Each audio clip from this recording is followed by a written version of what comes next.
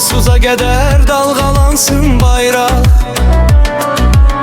Bir millət, bir vətən, bir ürək olaq. Azərbaycan üçün daim var olaq.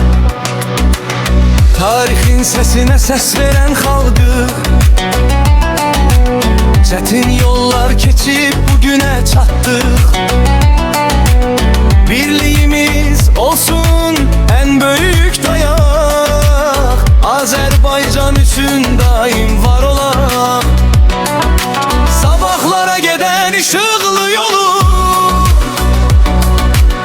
kurtuluş ruhuyla güçlü bir kolu. Sülhün zaferinde nəğməsini yazaq.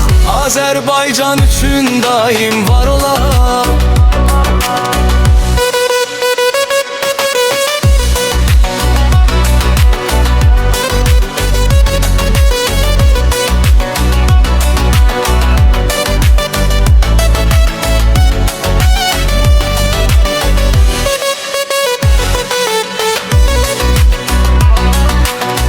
Sabahın yolları ışıkla dolsun. Her evde sevincin nəğməsi olsun. Birliğin gücüyle yükselsin vətən. Azerbaycan yaşasın əsrlər boyu. Sabahlara giden ışıklı yolu,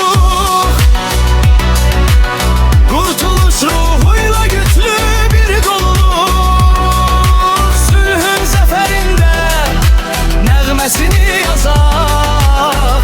Azərbaycan üçün daim var olaq. Sabahlara gedən ışıqlı